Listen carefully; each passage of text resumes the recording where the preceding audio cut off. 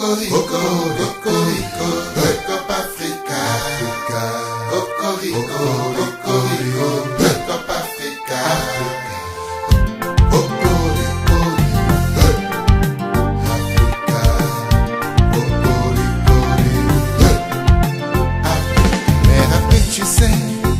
lumière rejoint le naturel. Mode Africa, la musique épouse les décibels. Bienvenue au live de Wouri TV Ciné Club. Le concept a été créé par des membres abonnés de Wouri TV, dont j'en fais partie et Martin également.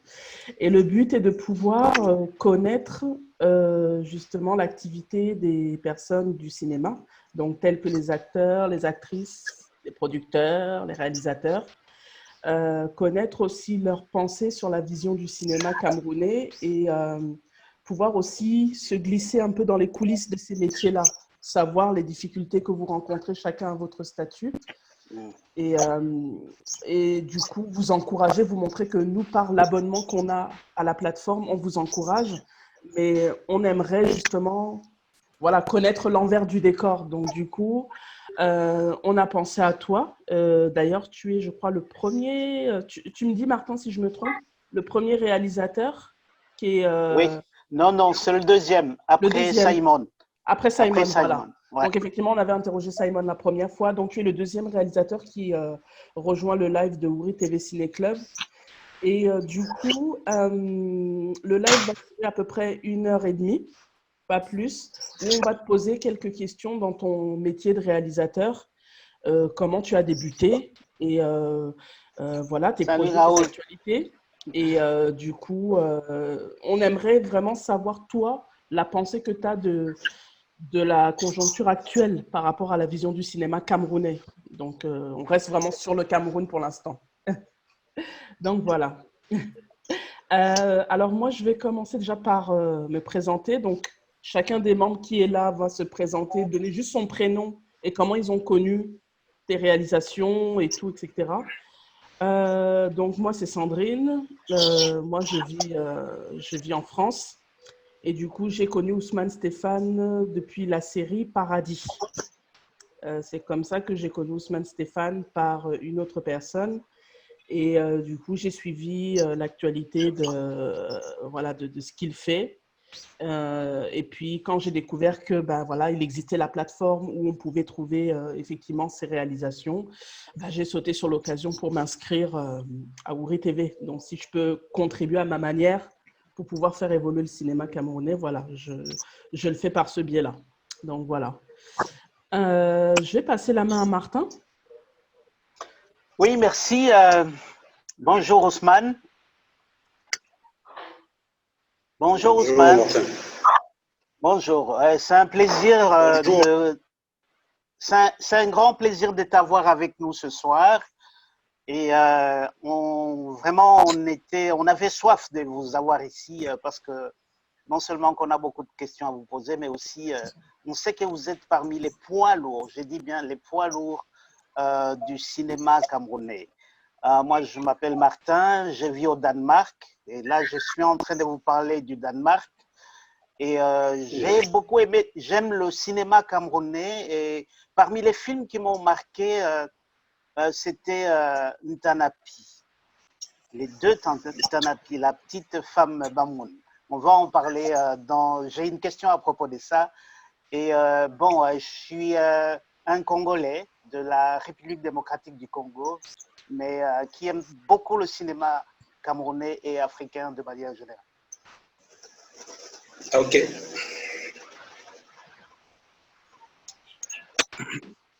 Voilà, c'est mon tour, on dirait. Oui, vas-y.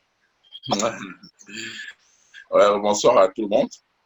Ouais, bon, moi, Raoul, je suis en Allemagne. Bon, moi, ça fait pas longtemps que moi j'ai connu Ousmane Stéphane, en fait. C'est justement par rapport à ma mi-ton, en fait, quoi. Donc, justement, le problème, généralement, avec les réalisateurs, c'est que on les connaît presque pas, en fait, quoi. Ce n'est vraiment que quand ça fait vraiment boum que on connaît qui est derrière, en fait, quoi. Sinon, généralement, c'est rester juste aux acteurs, en fait, quoi. Et c'est mon cas également, en fait, quoi. Autant j'ai vu, par exemple, mais je ne savais même pas qui était derrière, en fait. Fait.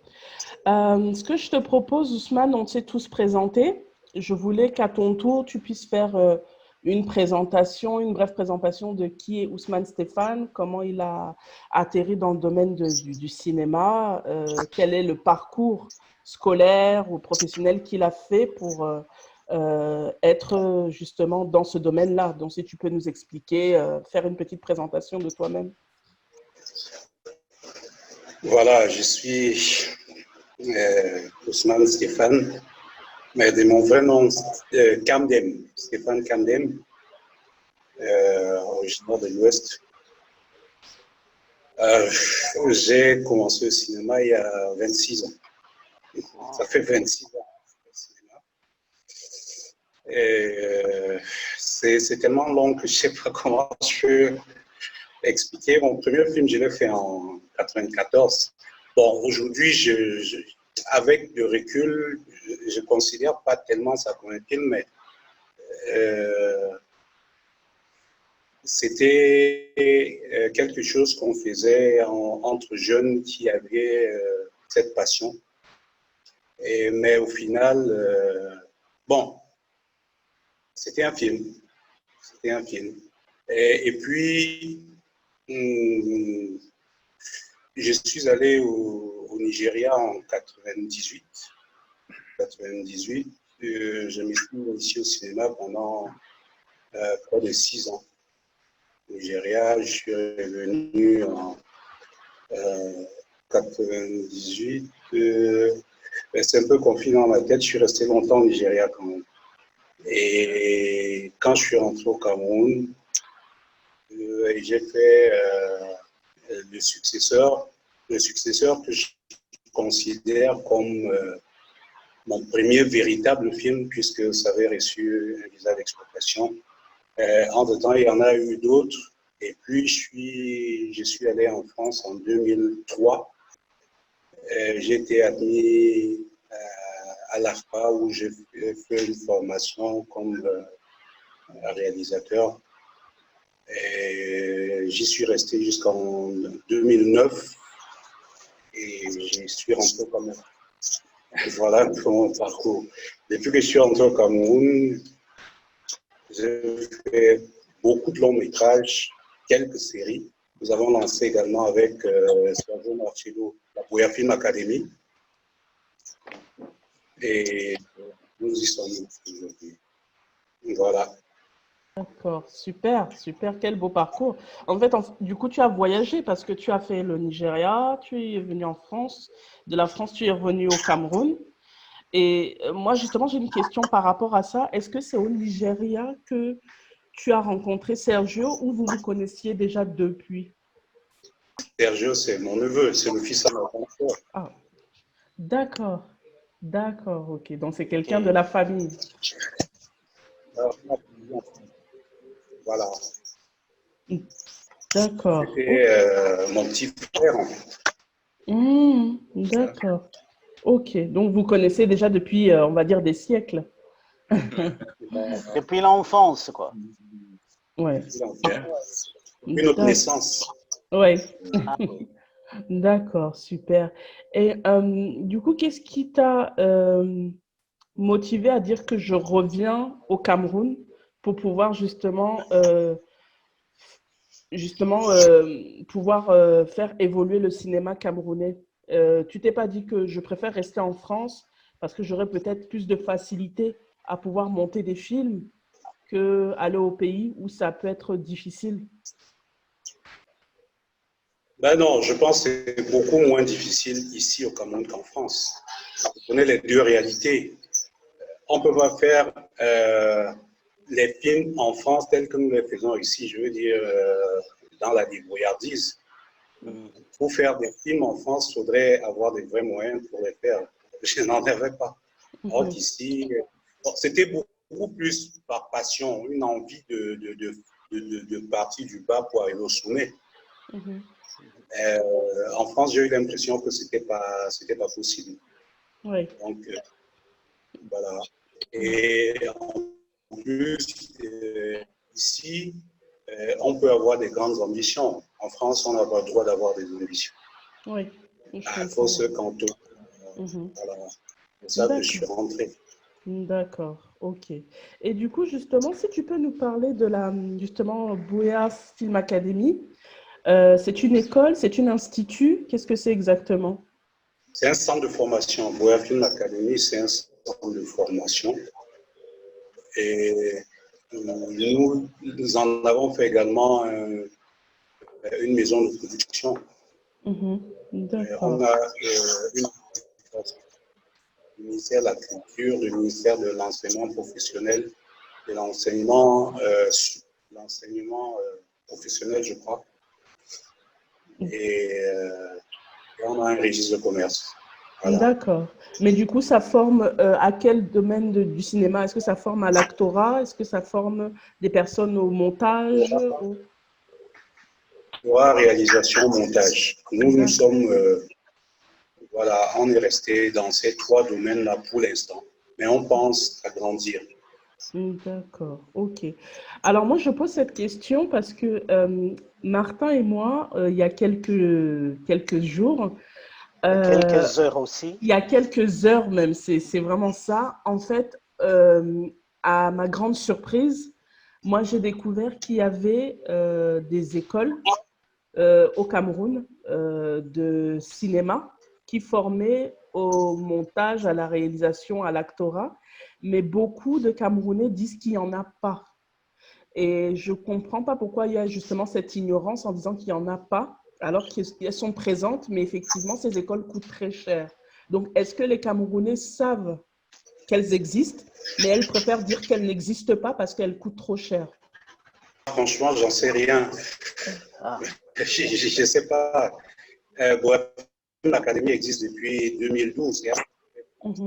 Oui, j'entends. Ah, ok. D'accord. Bon, vous m'entendez? Oui, on entend, mais effectivement, c'est de manière un peu saccadée, mais ça va. Parce qu'en fait, c'est vraiment curieux que les gens ne parlent pas de ces écoles-là, de l'existence de ces écoles, alors qu'il en existe et beaucoup de Camerounais qui veulent se former à ces métiers sont persuadés qu'il n'y a pas d'école, en fait. On leur fait comprendre qu'il n'y en a pas. Après, est-ce que c'est un manque de curiosité de leur part? Je ne sais pas. Mais je vois qu'il y a même une école qui a été fondée par Bassel Bokombio, qui est quand même un monstre du cinéma camerounais. Donc, je ne comprends pas pourquoi les gens se disent que non, il n'y a pas d'école et on préfère soit se former sur le tas ou... Voilà, c'est vraiment curieux. Je me pose la question, pourquoi il y a cette ignorance? Mais on a aussi, il y a plein d'acteurs aussi qui le disent souvent, qu'il n'y a pas d'école, qu'on se forme seulement. Oui, Donc, voilà, c'est ça. Là vient aussi, peut-être, je ne sais pas en fait. Mais, alors pourtant qu'il y a, mais c'est... Ouais, mais pourtant il y en a. Dans leur... Je ne sais pas au Cameroun. Au Cameroun, il y en a plusieurs. Il y en a. Je connais celle de Bassek, je connais... c'est vrai qu'il n'y en a pas beaucoup, non. Ouais. Parce que les gens restent vraiment axés à ce qu'en fait, il n'y en a pas du tout. C'est vraiment bizarre. Par exemple, Buea Film Academy, comment vous communiquez sur la présence de ce centre de formation? Est-ce que vous faites une promotion sur les réseaux sociaux? Est-ce que vous vous déplacez auprès de, je ne sais pas, de conférences, d'événements? Bon, aujourd'hui, nous avons réduit nos activités parce que, comme son nom l'indique, nous étions basés à Buea. On avait tout un avec la crise anglophone, on a dû déménager à Douala. On a pris juste un appartement et faire des formations de 10 à 15 personnes uniquement. Donc, du coup, on n'a plus trop communiqué là-dessus parce qu'on voulait plus de gens qu'on ne pouvait en recevoir. Mais autant on communiquait à travers la télévision, à travers les réseaux sociaux.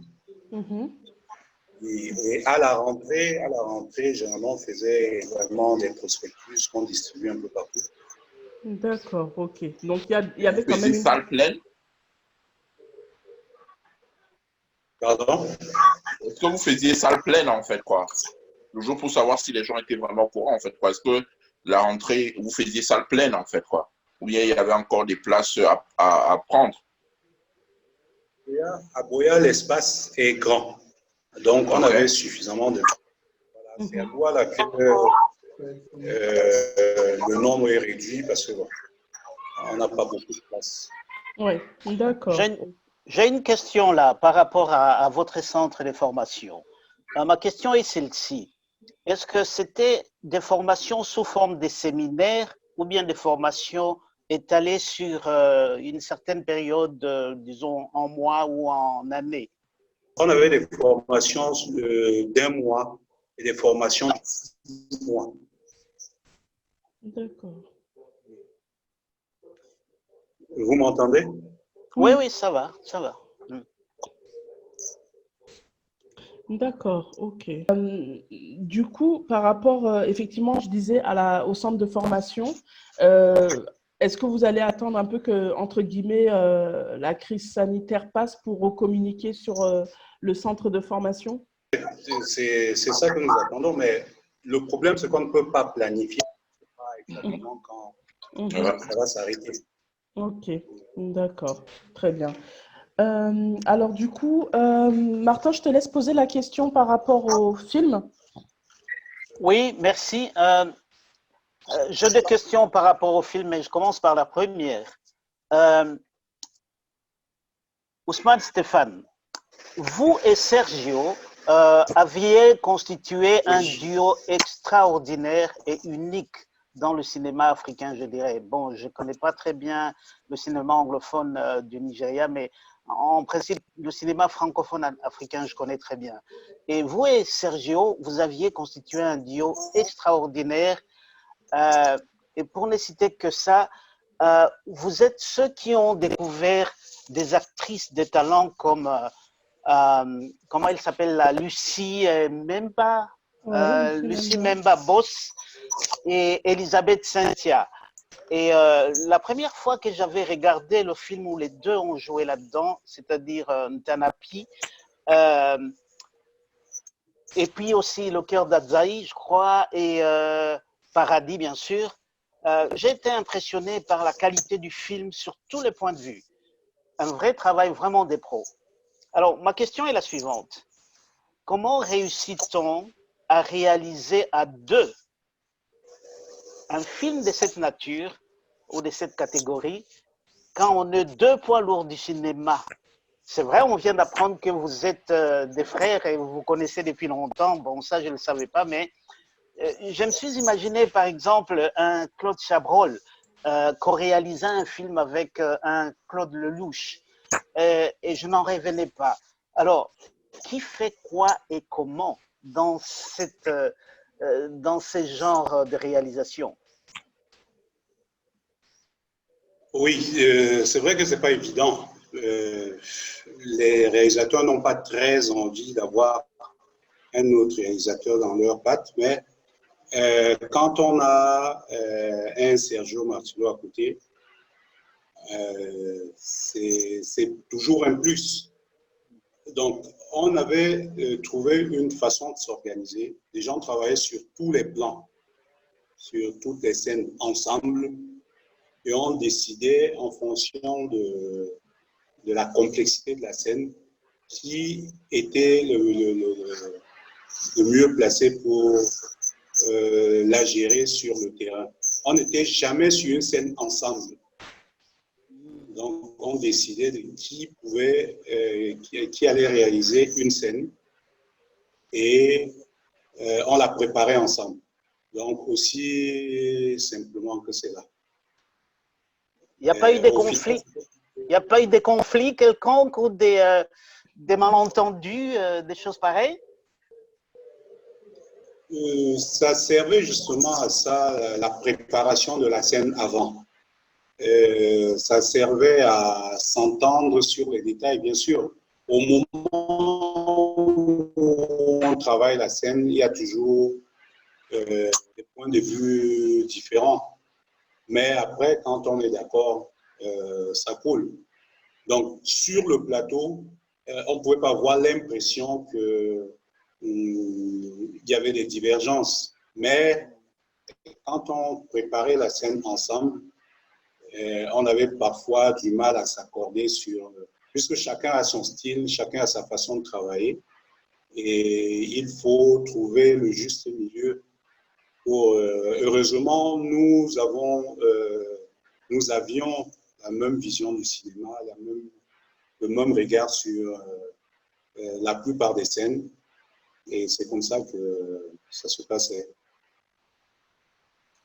Ok, bien. Moi, j'avais une question par rapport justement à Sergio. Quand tu es revenu au Cameroun et que tu as parlé à Sergio de pouvoir faire ces projets-là, il était encore au Nigeria ou il était déjà arrivé au Cameroun? Il était au Nigeria. Il était encore au Nigeria. D'accord. Quand je suis rentré, je lui ai proposé de me rejoindre. Ça coïncidait avec le décès de son épouse. Il avait perdu son épouse un mois avant que je rentre. Et quand je lui ai proposé de rentrer, il n'a pas hésité, il est rentré. D'accord, ok. Bien. Alors, du coup, effectivement, moi, j'ai quelques questions par rapport à ce que vous avez réalisé. Alors, tout à l'heure, Martin a oublié de citer une personne parmi les personnes qui sont passées par le centre de formation. Il n'a pas cité Mimi, parce que Mimi, moi, je l'avais connue par Paradis. Et maintenant, elle a joué aussi dans Shenanigans. Donc, du coup, le centre de formation a permis de justement révéler au grand public les talents de ces personnes-là. Moi, j'avais une question par rapport aux minutes de Mamiton. Moi, j'ai bien aimé le concept, j'ai adoré, même si des fois, bon, la personne qui jouait Mamiton m'énervait un peu, mais c'était le but, j'avais bien compris. Mais par contre, c'est vrai que la deuxième saison, je l'ai regardée entièrement, mais j'ai été vraiment très déçue. Très déçue. Il y avait beaucoup d'incohérences, je trouvais, dans les scénarios. Moi, je trouvais qu'il n'y avait pas d'évolution des personnages. Alors moi, je me pose la question, comment on arrive à une première saison où on découvre ces personnages et à une deuxième saison qui était, enfin pour moi, qui était quand même assez décevante, quoi, qui était voire même catastrophique. Qu'est-ce qui s'est passé? En réalité, je suis mal placé pour répondre à cette question parce que j'ai pris le projet en cours suite au décès de Marcello. J'ai été contacté par Voury pour continuer le travail. C'est vrai que quand Marcello était là, nous travaillions ensemble, mais moi j'étais plus en retrait. Quand il est décédé, Voury m'a proposé de continuer. J'ai préféré que ce soit Diantio, qui était l'assistante de Marcello, qui continue à réaliser. Et moi, je devais être dans l'écriture. Il s'est passé que nous avons écrit un certain nombre d'épisodes et au moment de tourner, c'était pas possible parce que il y avait un problème entre Voury et Mamiton. C'est pour ça que je dis que je suis mal placé pour répondre à cette question. Et du coup, on se battait comme on pouvait pour pouvoir au moins faire quelque chose. Et au final, ça donnait ce Ouais. C'est... Martin, oui, dis-moi. Oui, je comprends très bien que c'est vrai, il y a eu des difficultés pour réaliser la deuxième saison et que tu as été pris pratiquement au dépourvu aussi. Le problème, c'est celui-ci. Est-ce que ça valait la peine de pouvoir faire une saison de Mamiton quand Serge était déjà, enfin, qu'il n'était plus là est-ce que ça valait vraiment la peine, sachant que le style de Sergio était un style franchement original et on a vu, comment dirais-je, beaucoup de...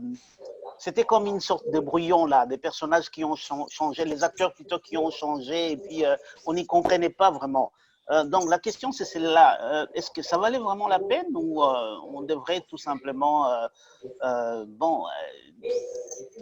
pas, ou plutôt se donner beaucoup de temps pour réorganiser tout ça et faire les choses telles que Marcelo pouvait le faire. Surtout vous qui étiez très proche de lui, qui connaissiez très bien comment dirais-je, comment je peux dire là, son feeling par rapport aux scènes qui se faisaient là. Bon, je viens de dire que sur la deuxième saison, il en avait écrit 10. Il en avait écrit 10. Ah, waouh! Waouh! Wow. Donc, on a simplement continué. D'accord. Ça, c'est un scoop, ça. Il avait écrit, il les avait même tournés déjà. On a juste continué pour compléter. Et pour garder le fil de l'histoire, il fallait justement racoler un peu. Parce que certaines choses étaient devenues très compliquées. Et je pense que Bouri n'a pas voulu décevoir son la production. C'est pour ça que malgré les difficultés, on a forcé pour que ça se termine. Bon. D'accord. On peut conclure que ça valait la peine. Et là, on vient d'apprendre effectivement une chose très importante, c'est que le film était déjà fait par lui-même. Non, pas entièrement, une partie. Vous avez parlé des 10 épisodes. 10 épisodes, c'est ça ou saison? Moi, j'ai entendu 10 saisons, moi. Je ne sais pas si... Moi aussi, j'ai entendu 10 saisons. Parce que quand on parle des 10 saisons, c'est quand même beaucoup, hein? 10 épisodes. Ah, ok, épisode. Ok. Ah, là, on est d'accord. Donc, pratiquement la moitié, en fait, quoi, de toute la saison, puisque la saison, au final, je crois, c'était 22. Ouais, c'était 22 ou 20, je crois.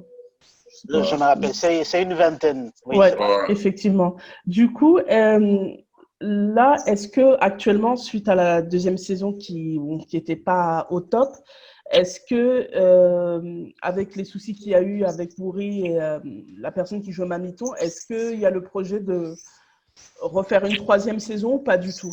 Là, c'est vraiment la fin des minutes de Mamiton.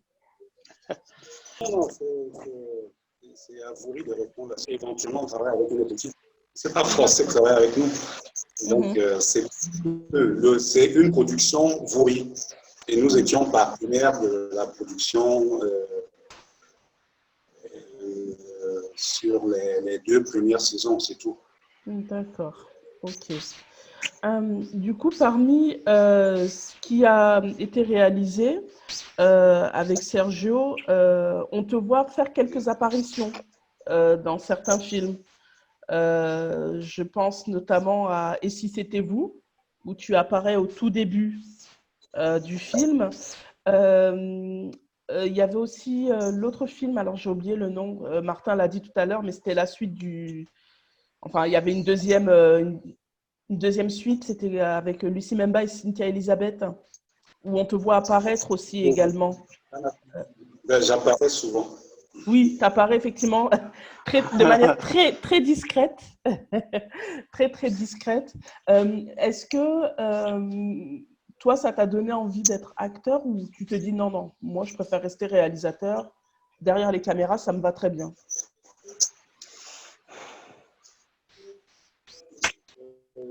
Non, si je voulais être acteur, c'est pas aujourd'hui que j'y penserais. J'ai eu plusieurs fois l'occasion d'être acteur. Je l'ai même été à mes débuts. Mais On voit dans le j'ai successeur, compris d'ailleurs. une chose très importante au cinéma. C'est un peu quand on se regarde dans un miroir, on ne peut pas savoir si on est beau ou si on ne l'est pas.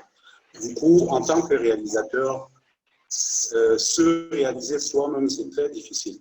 Il faut revenir encore une fois à cette question-là de les deux rôles qu'il avait joués. La voix qu'il utilisait quand il était comment on appelle là, le papa de la fille là, qui était amoureuse de lui, est-ce que c'était sa voix aussi? C'est lui-même qui transformait sa voix ou bien c'était la voix de quelqu'un d'autre?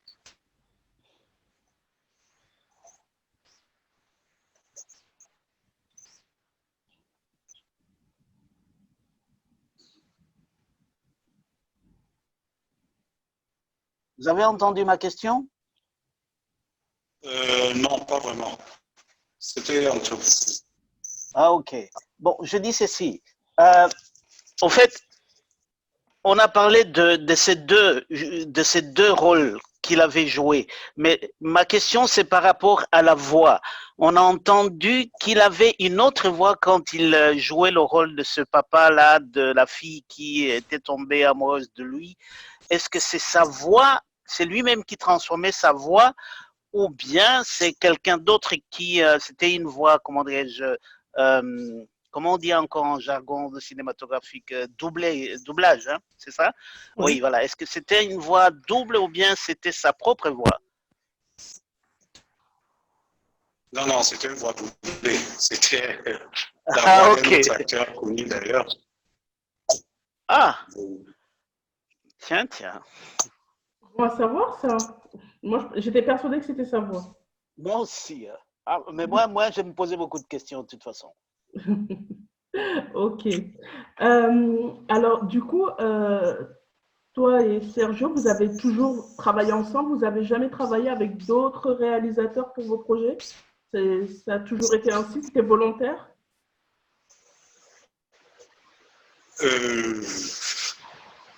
Autant que je me souvienne, j'ai travaillé seul d'abord, puis avec Marcello. Et aujourd'hui, je travaille avec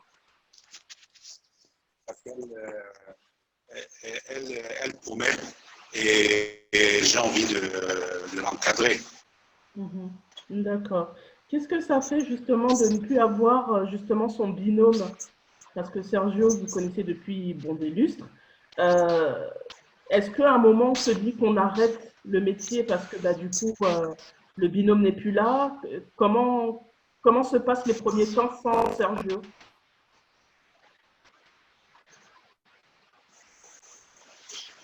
Ben, j'avoue que je suis passé à côté justement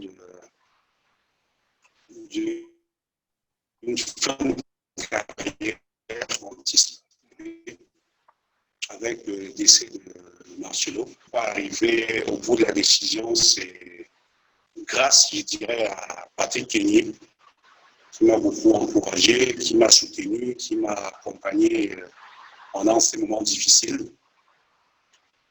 Mais c'était une décision que j'avais prise de manière ferme. Et de plus en plus, je suis encore en train d'y penser. Oui. Voilà. Ouais.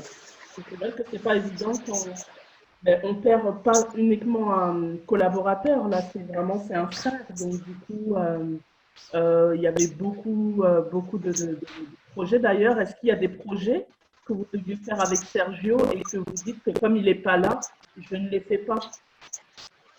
Je ne le vois pas faire ça. Oui, voilà. Au moment où il décède, on prépare un long métrage et on l'attendait d'ailleurs sur le plateau le lendemain.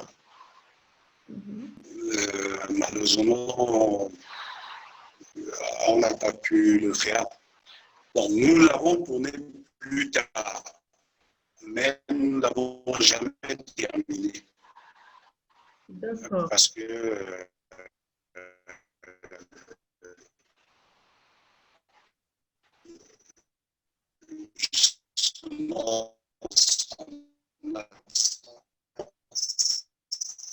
plaisait énormément. Et nous, production, et de son absence. Et avec son absence, justement, on ressent ce vide-là tous les jours. Voilà. Avant Sergio, tu as perdu aussi un acteur qui jouait dans Paradis, il y a déjà maintenant, ça va faire presque 10 ans, de DI. Comment on se sent qu'on perd cette personne? Et puis après Sergio, est-ce que voilà, on se dit que les personnes avec qui on collabore quittent ce monde, et est-ce qu'on a encore un peu confiance en soi? Est-ce qu'on se dit qu'on peut faire évoluer quand même le cinéma camerounais? Comment on se sent dans ce genre de situation?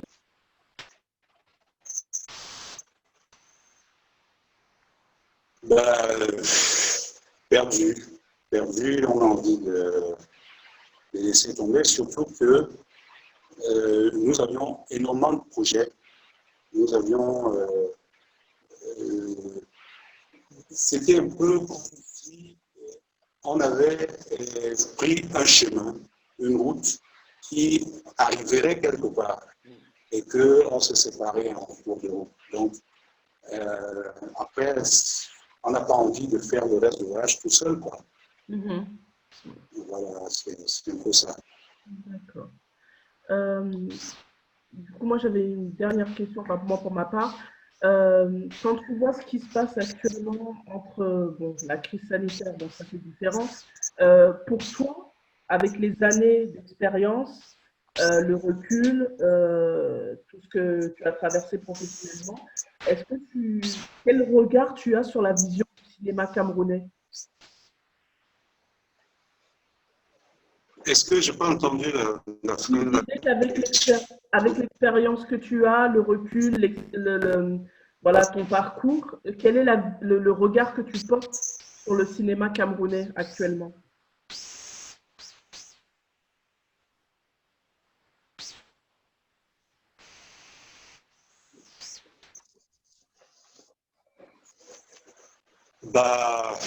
Aujourd'hui, je m'apprêtais à faire un post sur Facebook pour demander aux cinéastes de prendre les choses en main. Parce que j'ai l'impression que on a laissé les choses entre les mains des aventuriers avec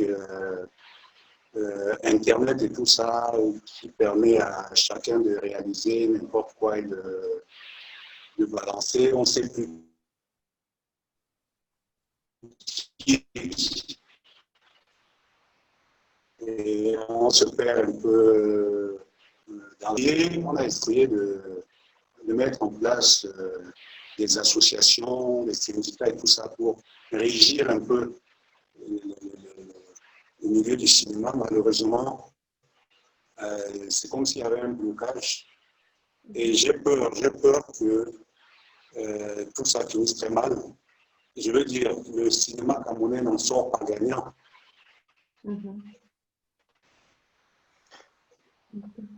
Oui, aujourd'hui, on ne sait vraiment plus qui est quoi, qui est qui. Et c'est qui parle le mieux ou le plus sur Internet qui est considéré comme cinéaste. Et c'est un peu déplorable. Oui, parce que j'avais vu que tu avais posté quelque chose sur ton profil Facebook, un coup de gueule où justement tu disais que les gens aiment bien en fait venir en salle, enfin du moins venir au cinéma pour voir en fait vraiment des têtes d'affiche. Tu avais cité par exemple le nom de Alain Bomo Bomo qui est très demandé au cinéma camerounais. Est-ce que tu penses que c'est... parce qu'il y a beaucoup de gens qui... Enfin, moi, je sais que Simon, on l'a reçu. Simon disait que les personnes qui regardent plus le cinéma africain, c'est les gens de la diaspora. Ce n'est même pas les Camerounais eux-mêmes. Toi, qu'est-ce que tu en penses? Est-ce que c'est vraiment ça? C'est réel?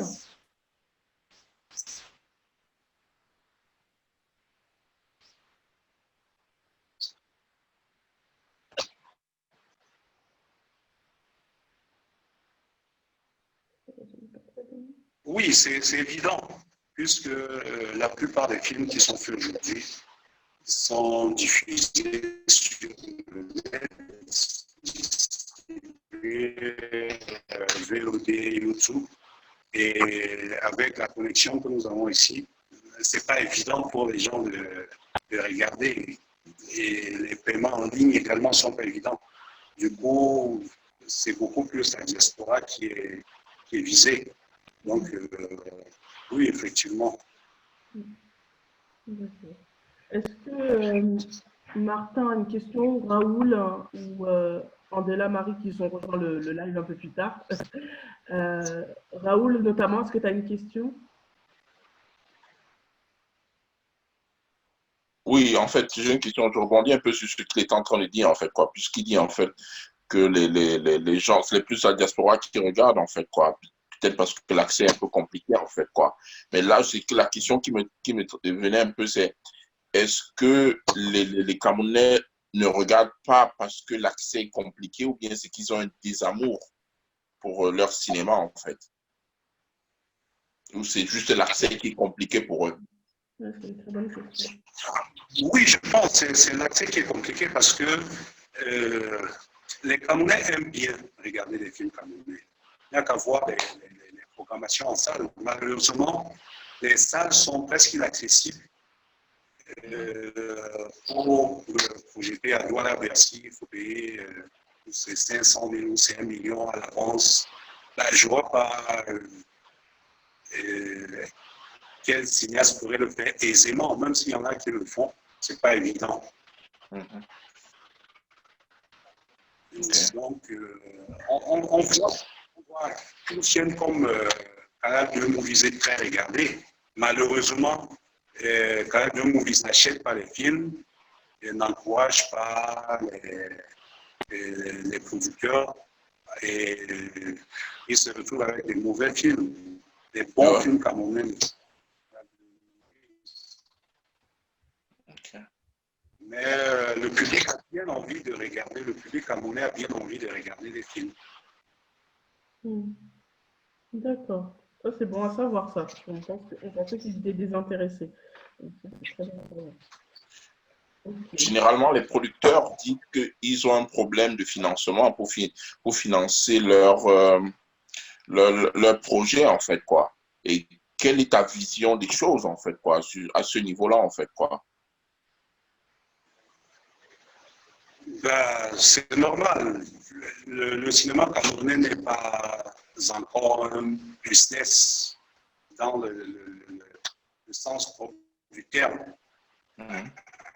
C'est difficile d'avoir un nombre d'affaires qui investissent dans le cinéma camerounais parce qu'ils ne gagneraient rien.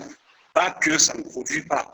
Mais je veux dire, quand vous allez rencontrer un milliardaire pour lui proposer 200 millions, nous, notre cinéma est encore au niveau où 20 millions, c'est beaucoup.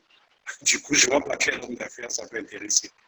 Les financements sont difficiles parce que les hommes d'affaires ne s'intéressent pas, les entreprises ne s'y intéressent pas. Bon, de l'autre côté, nous n'avons pas des choses intéressantes à leur proposer. C'est pour ça que les financements sont difficiles. Ok. On reste encore dans la passion, on se bat que ça ne rapporte pas. Voilà. Ok. Marie, Andela, je sais qu'elles ont coupé leur micro, mais je ne sais pas si elles sont là. Andela. Bonsoir. J'ai une question. Oui. Est-ce que leur maison de production à Ousmane Stéphane possède un studio de doublage? Parce que j'ai l'impression que la plupart de vos films sont doublés, les voix sont doublées, enfin, sont mises en post-production. Donc du coup, je me demande si vous avez un studio de doublage. Oui, on a un studio de doublage actif depuis 2012.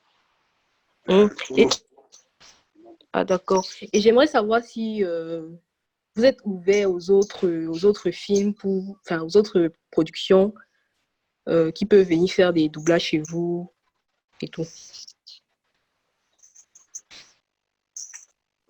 Oui, quand nous étions à Boya, nous le faisions. Mais là, à Douala, c'est pas évident. Ok. C'est pas Est-ce que... évident parce que, Oui, allez-y. oui, non, je disais, c'est pas évident pour nous à Douala parce que on a une charge énorme de travail déjà pour nous-mêmes et proposer ce service aux autres, il faudrait que nous terminions déjà ce que nous-mêmes nous avons à faire. D'accord. Ok. Merci. Marie, est-ce Oui. que tu as une question? Marie, ou Martin?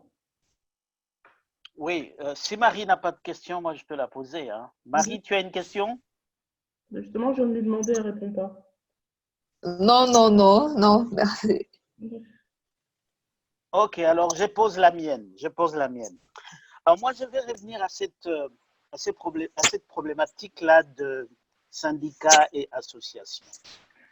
Franchement, je ne comprends pas. Je n'y comprends rien, franchement, quand on me dit que les associations qui existent n'arrivent pas, par exemple, à mobiliser des ressources ou à se frayer un chemin qui va droit dans un ministère, par exemple, de la culture ou, je ne sais pas moi, un ministère qui est chargé de tout ce qui est cinéma, pour, par exemple, avoir une sorte de dialogue avec eux pour qu'on puisse mobiliser les ressources ou, pourquoi pas, poser certaines bases qui peuvent permettre à ce que le cinéma puisse avoir une certaine assistance, qu'elle soit financière ou même morale de la part des autorités. Qu'est-ce qui ne marche pas?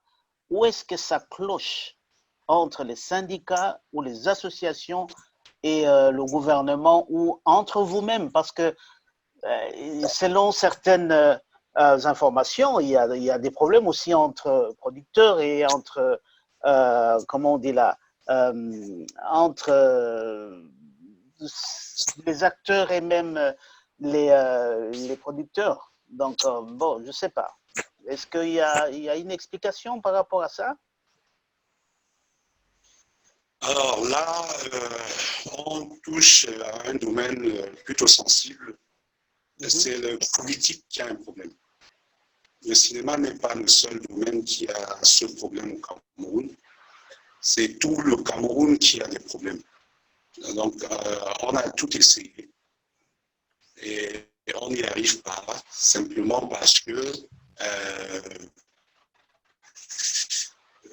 ceux qui doivent faire ce qu'il y a à faire ne font pas. Et même entre nous, il y a des sortes de divisions. Ceux qui réussissent à émerger, peut-être parce qu'ils ne s'attendaient pas à y être, n'ont pas très envie que les autres les rejoignent. Pourtant, ce sont eux qui devaient tenir la main à ceux qui les suivent. Donc, c'est un peu compliqué, quoi. C'est un peu compliqué. Et si après 24 ans, je tiens encore ce langage, ben, c'est parce que j'ai tout essayé et peut-être qu'un jour ça marchera.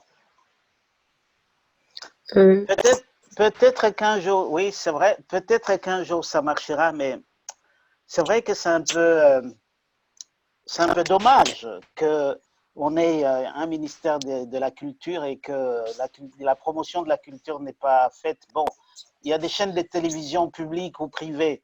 Et qu'est-ce qu'ils donnent comme film alors, finalement? Si eux aussi ne veulent pas s'impliquer, moi, je crois que ça aurait été le rôle, effectivement, du gouvernement de les exiger, de pouvoir faire la promotion de la culture camerounaise à travers les films, à travers la musique, etc., etc. Exactement. Ouais, c'est ça. Bon, là, quand on apprend, par exemple, qu'il y a d'abord ce problème-là de formation, on ne sait pas très bien. On disait, il n'y a pas d'école de formation, mais là, on a découvert qu'il y a des écoles de formation. Et là, il y a aussi une sorte de... c'est un scandale qui s'est passé là, où on apprend que les gens, pour se faire auditionner, doivent payer. Vous savez ça? Ah bah, Foussam, ouais. Ils font des Est-ce que vous castes. saviez ça, Ousmane? Oui, bon,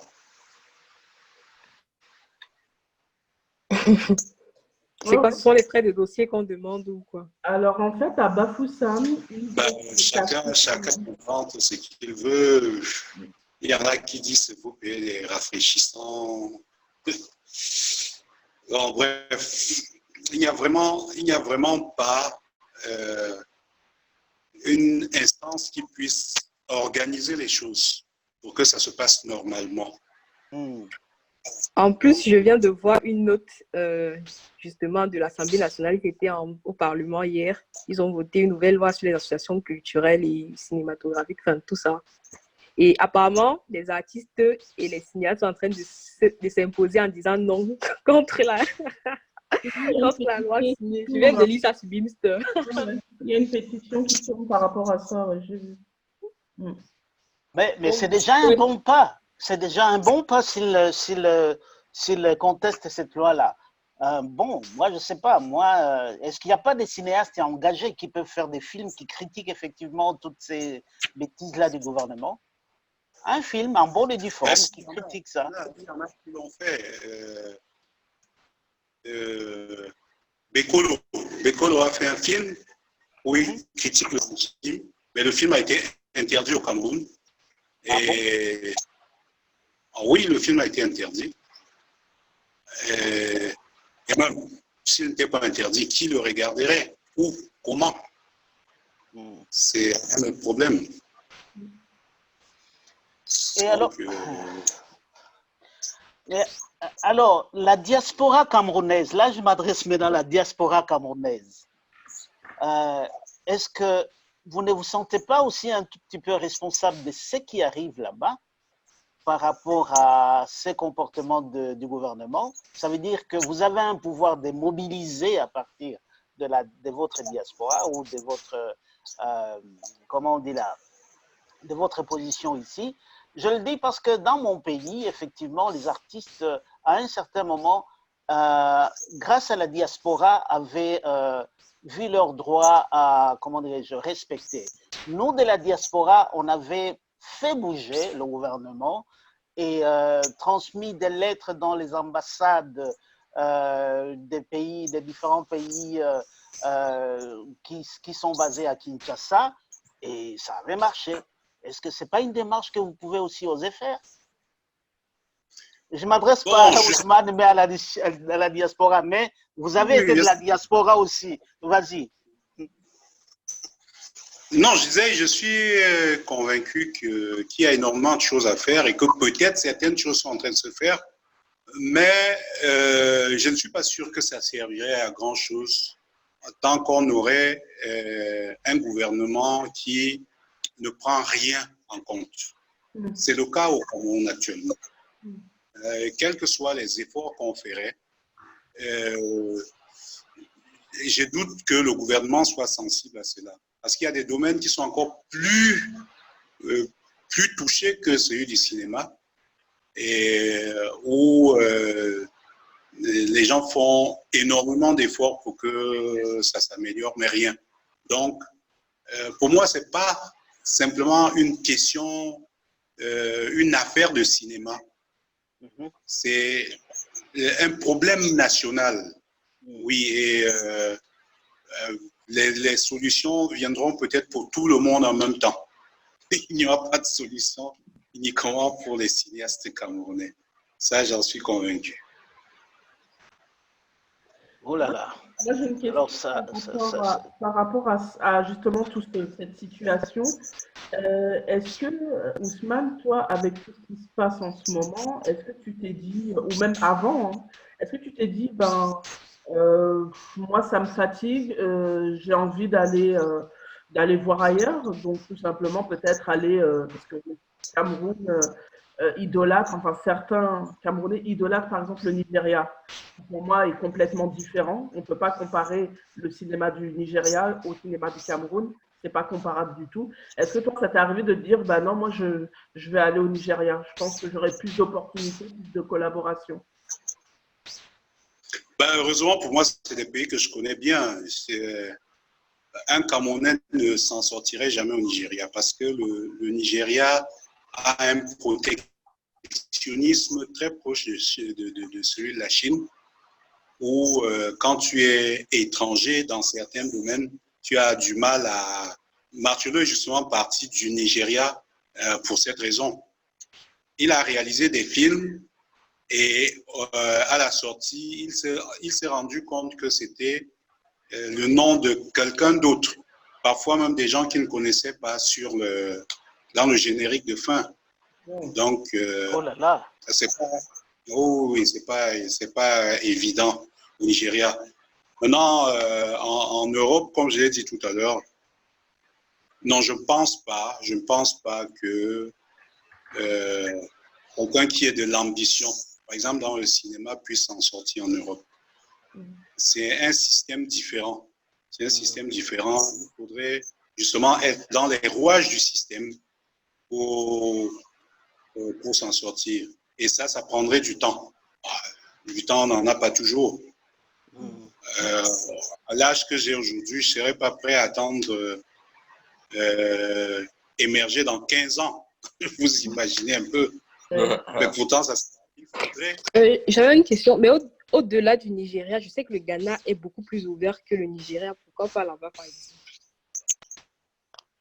Bon, en fait, c'est vrai qu'on a envie d'émerger, mais on a aussi envie de participer à quelque chose dans son pays. Ouais, ok, oui, c'était juste pour répondre au fait que c'est pas parce que le Nigeria, mais c'est parce que vous aimez le pays d'abord avant de... Ok, là c'est mieux, je comprends. Est-ce que justement on va parler un peu de l'actualité? Est-ce qu'il y a des films actuellement qui sont en cours de tournage, qui sont en post-production? Est-ce que tu peux nous donner un peu ton actualité actuellement? Je suis en post-production avec un long métrage qui s'appelle La Promise de Fumot et une série. Une série de 13 épisodes. Donc, je suis un peu sorti du style que j'ai toujours fait pour aller dans autre chose. C'est de l'action. OK. C'est de l'action. Mais je suis resté dans la fiction émotion. Bien que ce soit de l'action, c'est une belle histoire. Et donc, d'ici août-septembre, les deux seront prêts. Ah, super. Alors, est-ce que nous, à Bolémoré TV, on les verra sur la plateforme ou est-ce que ça sera sur d'autres liens?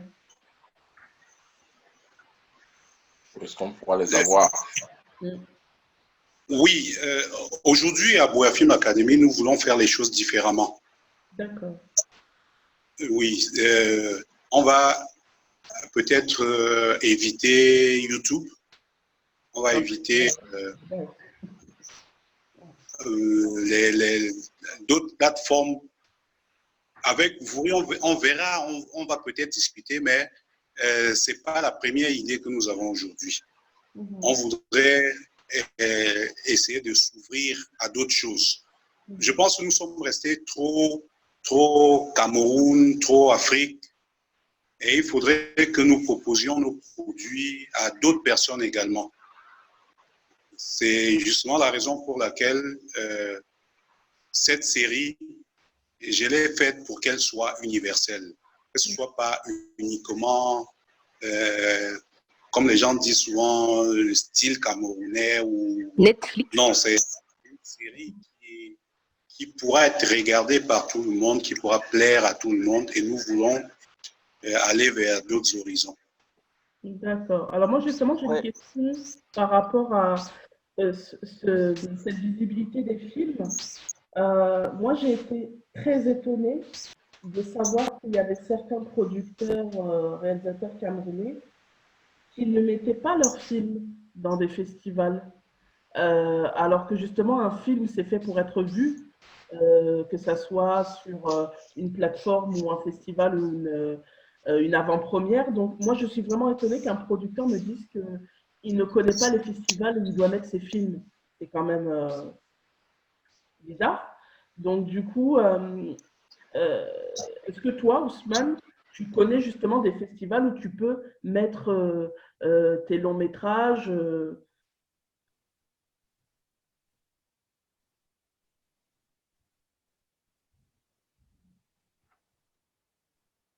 Ça a bugué. Ousmane, tu nous entends? Tu nous entends, Ousmane?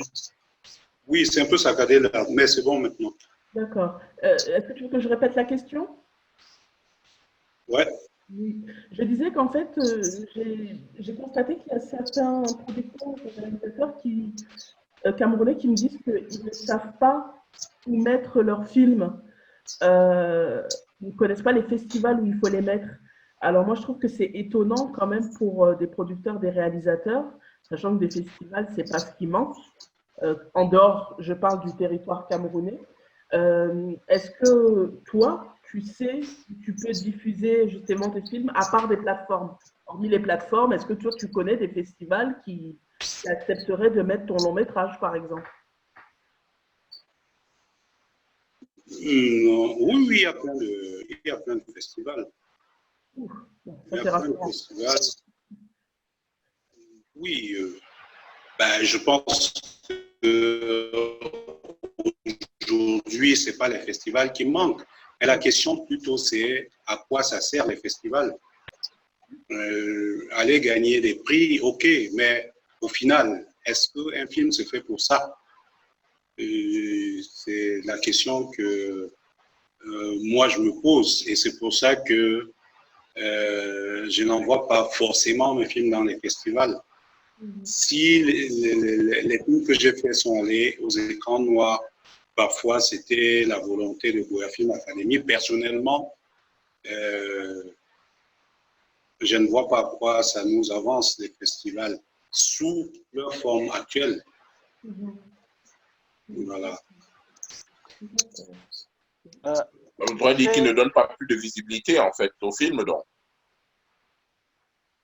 En fait, pour que la visibilité serve à quelque chose, il faut qu'il y ait un marché. Ouais. Il y a peut-être une visibilité, mais il n'y a pas de marché. Okay. Du coup, cette visibilité ne sert à rien. Oui, là vous avez dit que vous vouliez aller voir ailleurs par rapport au film et à la série que vous êtes en train de préparer là. Bon, peut-être que c'est encore votre secret, mais on voit souvent Manolap avec ses films dans TV5 Afrique. Mais je crois à Mitumba aussi. Hein, je crois il y a aussi quelques-uns de ses films sur TV5 Afrique. Quand on parle de TV5 Afrique, franchement, c'est du costaud ça. Qu'est-ce qu'il faut faire pour être racheté ou pour avoir son film sur TV5 Afrique? Est-ce que vous avez essayé ou bien s'il y a une autre démarche qu'il faut faire, peut-être compliquée, peut-être pas, pour pouvoir avoir son film sur ce canal-là? Mais 3 derniers films ont été diffusés sur TV5 Afrique. Oui, je confirme. Moi, j'ai vu Rebirth, j'ai vu Un amour à Maloton, j'ai vu par TV5 Monde Afrique. Si. Ah bon? Ah oui, oui, oui. Ça, je ne savais pas. Si. Moi, j'avais vu ça sur TV5 Monde Afrique, que c'était disponible là. Ah ouais. Donc, Martin, t'es pas très...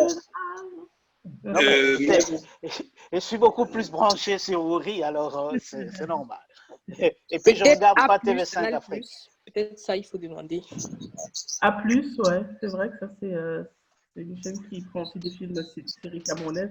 Mais moi, effectivement, Rebirth et Un amour à Maloton, moi, c'était Roger Brice qui m'avait envoyé par WhatsApp. Il m'avait dit, tu regardes TV5 Monde Afrique, il y a Rebirth qui est disponible et tout. Donc, Oui, moi, j'ai vu ça sur le lien en ligne aussi. Pardon? Okay. J'ai vu ça en ligne sur le site web de TV5, j'ai vu le film Rebirth.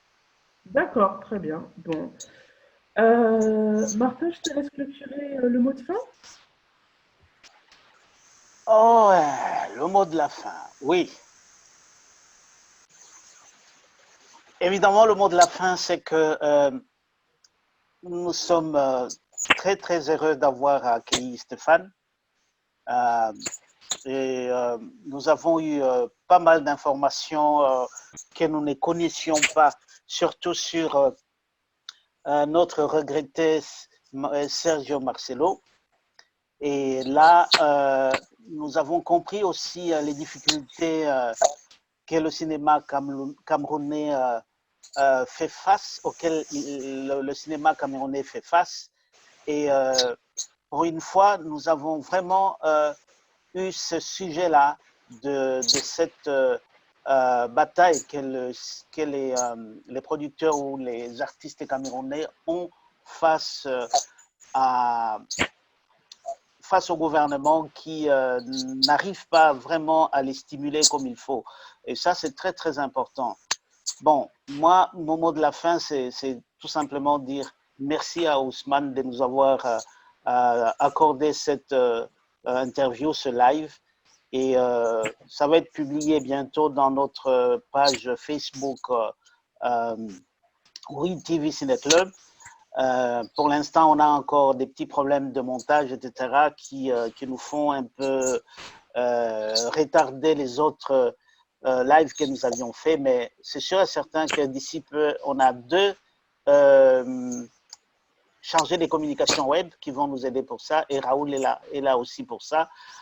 Donc, nous disons merci et à la prochaine, parce que nous sommes sûrs et certains que ça ne va pas être la dernière fois que nous allons appeler voilà, Ousmane Stéphane.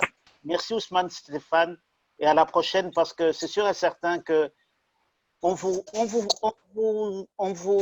appellera encore une fois ici. Ah, mais d'ici septembre, avec le long métrage. Avec le long métrage, justement. Voilà, c'est ça.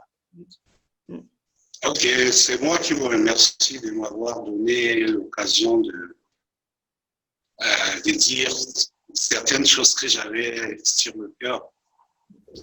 Et oui, je me donne rendez-vous justement en septembre. Merci. Super. Merci beaucoup également. Merci. Bonne soirée. Bonne soirée à tous. Bonne soirée.